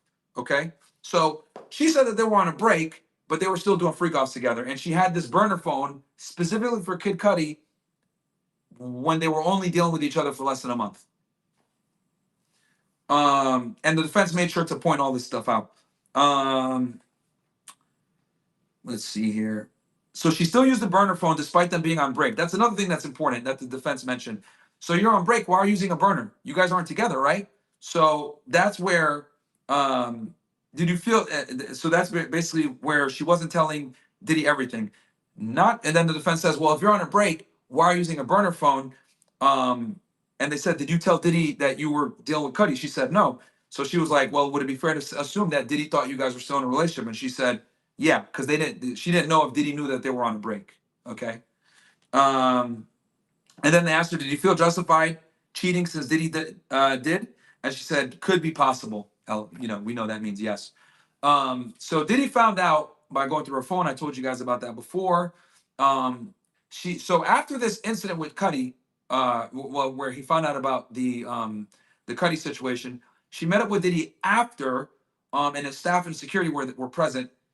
Capricorn brought her in, and this is where Diddy kicked her in the back when she left. Remember when he gave her that fucking Spartan kick? Bang! This is when he did that shit. She went to her hotel and then flew back to Connecticut. She met up with him in Arizona after that in early 2012 after New Year's. Their relationship, Cudi, so their relationship, Cassie's relationship with Cudi really pissed Diddy off because Cudi is a star in the industry and he has status. Also because Diddy introduced her to Cudi. So those two things pissed him off the most. Number one, that he was a star. Number two, because he introduced her. So the thing also that I'm noticing with Diddy, guys, is like he doesn't care if people fuck his girl. He cares if people find out about it and if they're celebrities. Um, so so Diddy and Cassie often fought, and whenever they fought, Diddy would always bring up that she cheated on him with Kid Cudi. He would always bring that up. It would be like his main thing that he brought up. And then on her end, she said it pissed her off that she couldn't spend holidays with Diddy. She got used to it at later. They spent New Year's together in 2018, though. Never on Christmas. She spent 2 months filming a movie in South Africa. She had her friends with her. She broke off the relationship with Diddy while she was in South Africa filming because she found out that he was dating Gina. And someone sent her a video, or no, someone sent her a picture of Diddy and a girl that of Diddy and a girl. The friend thought it was Cassie. Cassie said, "No, that's not me. I'm in South Africa." That's how she found out. Then someone sent her a video, and that's how she found out that Diddy was with Gina again. So I think this was like in 2015 or 2016. So after seeing the video, she was mad, and she broke up with Diddy right then and there. She sent him a message that they're done. She blocked him, and then she focused on the movie. Diddy suspected she began a relationship with Michael B. Jordan. So Michael B. Jordan's name got fucking put into this fucking trial. So she didn't confirm or deny it though in court. And just so you guys know, I was looking at her husband during all this shit, bro.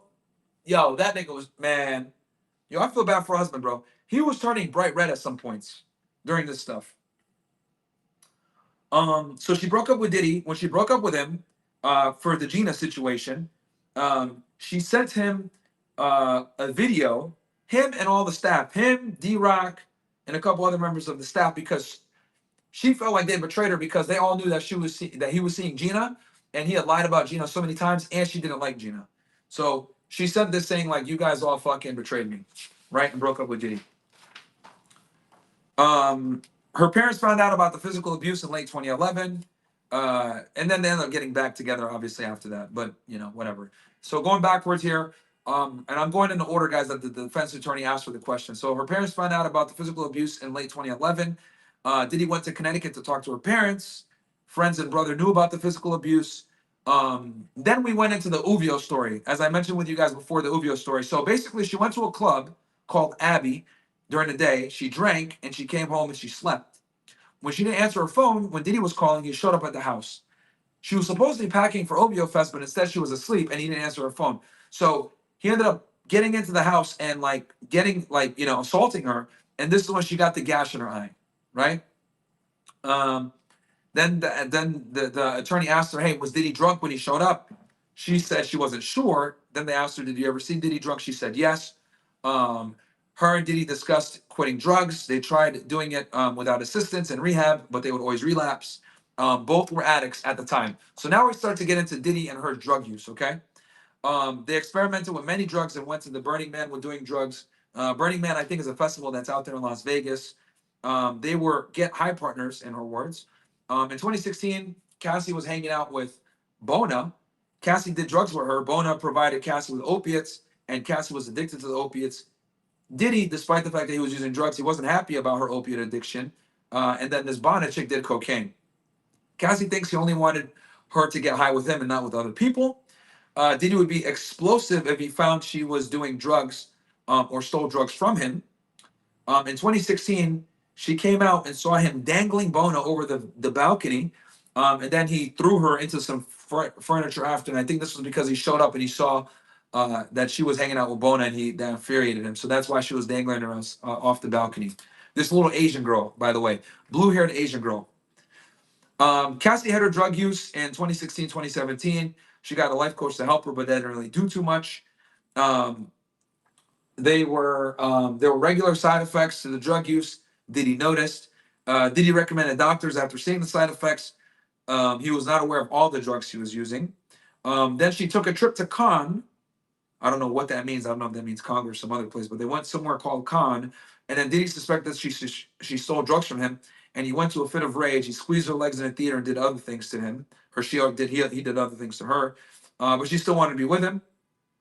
Diddy OD'd one time. She mentioned how Diddy actually overdosed one time. It was at a club in San Bernardino, California. She went home. Diddy went to Playboy. When he was there at Playboy, hanging out, partying. He took a lot of opiates, and he actually overdosed from painkillers. This is information that never got out there publicly. I'll tell you guys one thing. One thing I'll give Diddy credit for. This guy did a fantastic job of fucking keeping all this shit secret, guys. These freak offs, these drug use, these overdoses, the violent assaults on Cassie, where he's beating the shit out of her. Like, none of this ever hit the press chat, ever. So that tells me that Diddy had like a very good cleanup crew, and he took quite a bit of effort to make sure that his image was always clean. It took the feds to figure this shit out and finally bring it to light. But he did a good job of hiding a lot of this shit. That's why all this stuff is so shocking in this trial, because he held this stuff in for like damn near 20 years.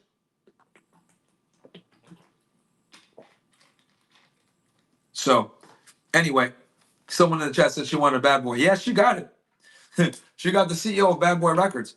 Guys, like the video. Let's get to 5,000 likes. We got 8,000. You got 8,000 you guys watching on YouTube. We got another 117 on Rumble. We got over 10,000 you guys in here, man. Welcome to the stream. Got 1,000 you guys watching on Twitter. So yeah. Let's see here. So she said her and Diddy went to Mexico to get natural remedy that was illegal in the United States. It temporarily helped them with their drug problem, but they relapsed within a few months. D-Rock and Diddy went to confront. Okay, so now we're going to talk about Suge Knight. So D-Rock and Diddy went to go confront Suge Knight at Mel's Diner in Los Angeles. Now, then the defense attorney says, well, on June 6, 2024, you met up with agents and attorneys, and you said that you also went with them reluctantly and you were crying. She denied that. Now, little side thing. As the attorney was talking about this, I was looking at her screen. Okay, it was hard for me to see, but I was looking at her screen.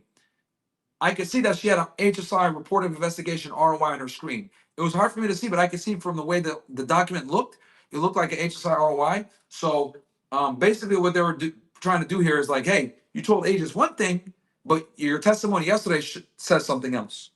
And she was using an HSI report to do that. But they did not show the report in court, which was interesting. Next, she came in. So next story is, so she came in one time and she saw Carrie. So Diddy came in one time and saw Carrie Morgan, her best friend, and Cassie with drugs on the table. And Diddy went into a fit of rage and he took a wooden clothes hanger and hit her upside the head. The defense attorney said, hey, did you see this or not? Because the defense attorney said that, so Cassie said she didn't actually see it. She just heard it. But the defense attorney said, well, you said to the agents that you saw it. So there was a little bit of discrepancy there. And then she also said that back then, when this happened with the clothes hanger, her and her husband were dating back then. So what does that mean, guys? Her and her husband, the guy that she's with now, were dating when she was still fucking with Diddy. Okay? But she did not tell Diddy that that she was with Alex, her current husband now. So she was cheating, I guess, with Alex but basically was cheating on both of them because they didn't know about each other.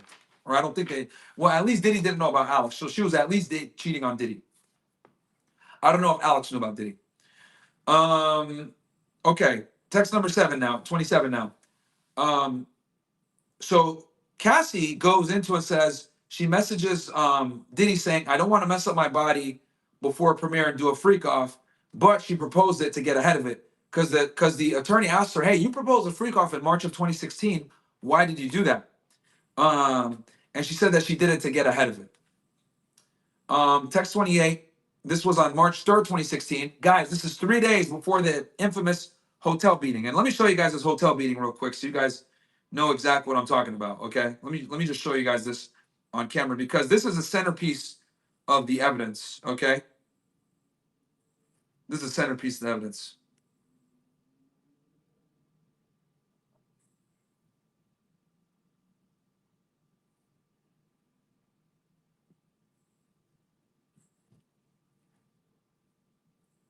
Show you this real quick, guys. Let me turn up this brightness.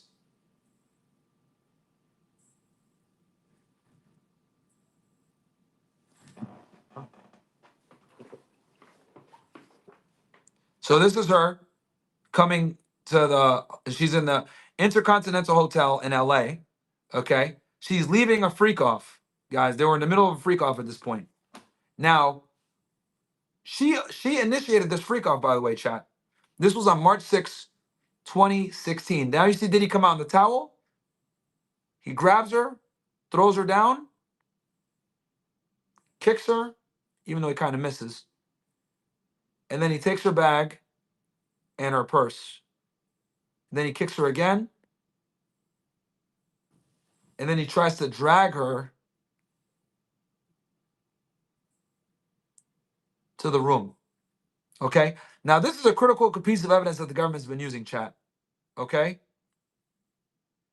And this is her after she calls security. He comes back. Okay. He comes back. He smashes a vase. He's gonna, like, he goes to the room and then he comes back again. So he goes, he puts her stuff in the room, comes out. She tries to like get away from him. And then he takes the vase and he throws it. You can see him smash it in the back. But anyway, that's the main that's the main thing that you guys need to see. So the reason why this is important, guys, is because this happened on March 6th, 2016. But she sent this message to initiate this freak off on March 3rd, 2016. Okay. And then, mind you guys, she had a movie premiere a couple of days after that.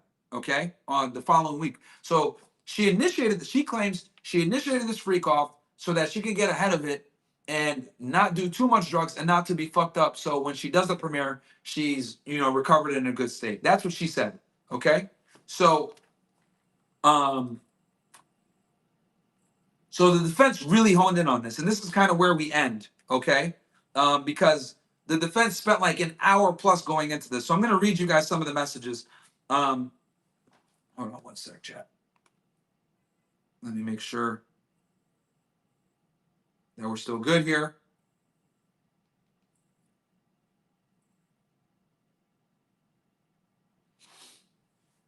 Okay. So March 3rd, 2016, before hotel beating on March 6th, explicit messages sent to Diddy. So she sent a lot of sexual messages to Diddy on March 3rd, 3 days before the beating. She was talking about her premiere and how they can't hook up because she's busy. Her messages are typically about wanting dick. So she sent a bunch of explicit messages about, wanting to get fucked and all this other shit. And then she said, oh my God, but I got my premiere, blah, blah, blah. So she sent all this shit to him, right? So, and then Diddy messaged her saying, yeah, like, I'm kind of sick at this time, right? Because he was going through a withdrawal potentially. And then she thanks Diddy for going to one of her luncheons prior to the premiere. This was the new information. And then Cassie says, I'm not going out person. Oh, she said this in court. So she tells the defense that she's not a going out person. And the defense says, what the fuck? And they said, wait, what do you mean you're not a going out person? You were paid for going out all the time and you partied all the time, which I thought was kind of funny. It was a red pill moment because the defense attorney is a woman. So as soon as Cassie said on open court, oh yeah, I'm not a going out kind of person, because she kind of just like said it, the defense was like, wait, what are you talking about? You're not a going out person. Like, all you fucking do is party and go out. What are you talking about? So I found that hilarious how the female defense attorney like didn't let that pass by, and she like called her out on that shit. Anyway, carrying on. Cassie says, I want to freak off so bad, but I don't want to fuck myself up. What do I do? Diddy responds, what do you want to do? She goes, gonna see someone and then we can have fun. Don't want you to think I don't want to do it. Okay, this is March 3rd, by the way, chat, these messages. Then Cassie says, so let's do it. Then they arrange to do a shorter freak off, right? Because she has this premiere that she's got to do in a couple of days. And she contacts Garen. Garen, for you guys that are wondering, is a guy that works for Angels and Cowboys and Angels, which is an escort service / stripper service that Diddy and Cassie utilize to get escorts. Okay, so she contacts Garen because that's normally what she would do. She arranges to get Xanax and sex supplies, and they basically, her and Diddy orchestrate doing this freak off, kind of getting it out the way, and they could spend the rest of the weekend recovering so that she could do her premiere on the following Monday. And then Diddy said that he didn't want to be caught in a matrix, which means being too high for sex. Both of them didn't want to be too high for the sex. So she suggests doing a freak off at a hotel. Diddy books the hotel. This is at the Intercontinental, which I just showed you. Garen sends a photo of a guy, right? Because Diddy wanted a new escort. So Garen sends them a new guy. And Cassie says, no, I'm not really feeling that guy. Diddy says, okay, no problem. You want a regular, whatever you want. Cassie refused to use that guy. Diddy says, and then they basically settle on Johnny, I think it was. But Cassie says, not really. Diddy says, never mind. Cassie says, Skylar or Jules. Because this guy Johnny Diddy suggest Johnny? So first Diddy wanted a new guy. Cassie said she wasn't feeling that. Then he says, okay, well, whatever you want. Then Diddy suggests, what about Johnny? She says, nah, not really. So Diddy says, okay, never mind. What about Skylar or Jules? Skylar or Jules are more regulars that she uses, but Jules is the main guy. Cassie says she wants fresh energy, like as in like, because they had an argument before that. Because mind you guys, they're always having arguments, whatever. Diddy says if you don't want to do it, just say no. Cassie says no, she wants to do it. She just wants to have relaxed fun and have a good day. She doesn't want to fuck up her mood.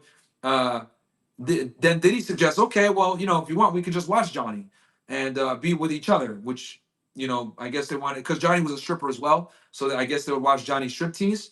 And her and Diddy, started kind of going back and forth, talking about timing and coordination.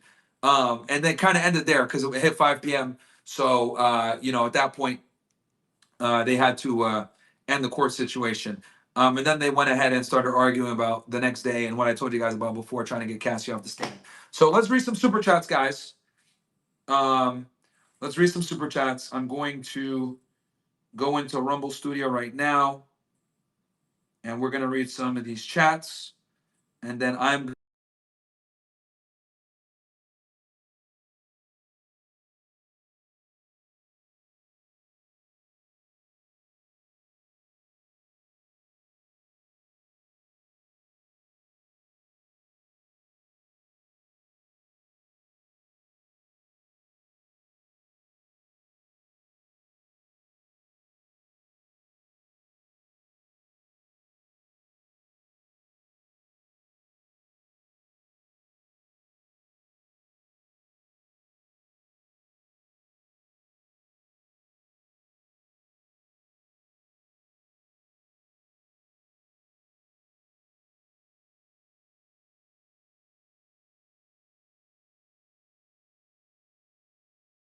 sorry about that. I don't know what the fuck happened.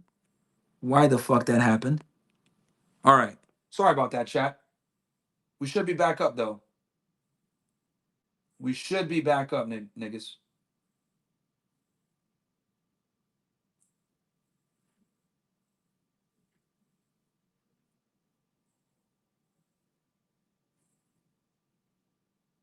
All right, we should be back up.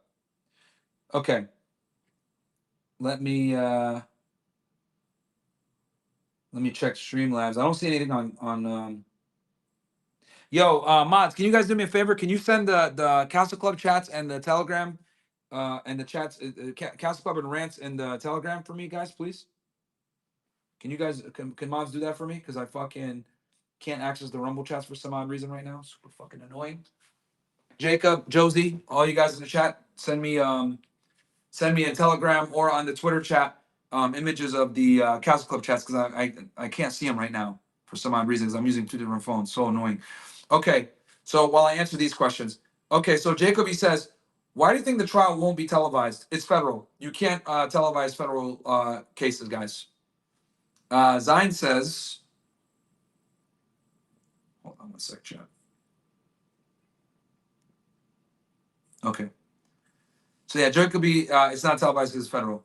Zine says, if Diddy loved her, why would he want another man to have sex with her? This is peak degeneracy. Yeah, I know, bro. I know, I agree. Zine says, read that one.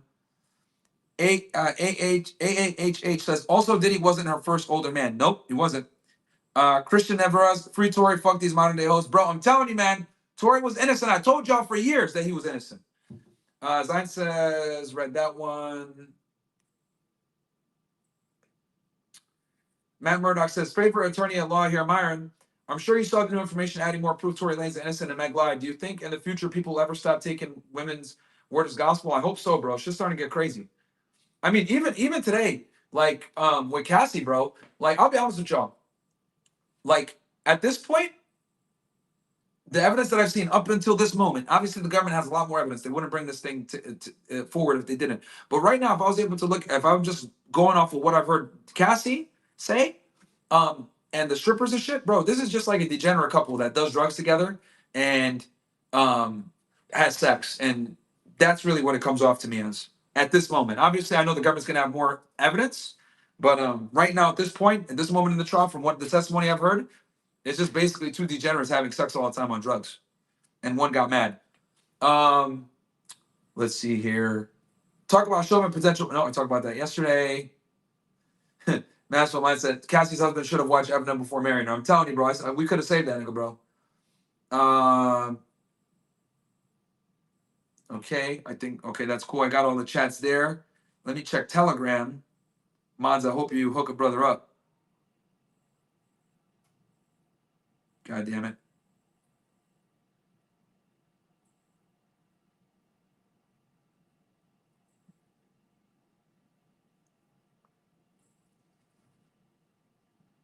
All right, let me look at my chat here.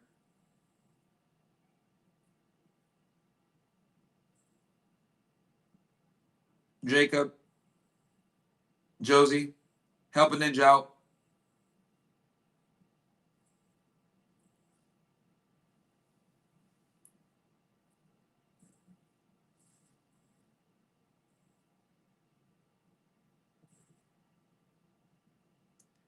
God damn it. Okay. Yeah, I can't pull up the chats, man. Well, I pulled up the Rumble rants. I can't pull up for some odd reason. Okay, Plasma Stream says, did the front of Diddy's ball slap off the back of Meek Mill's ball? Bro, y'all are fucking stupid, bro. At this point, to me, it looks like Diddy is a bisexual. Bisexual pervert, for sure. Definitely a bisexual pervert, Chad.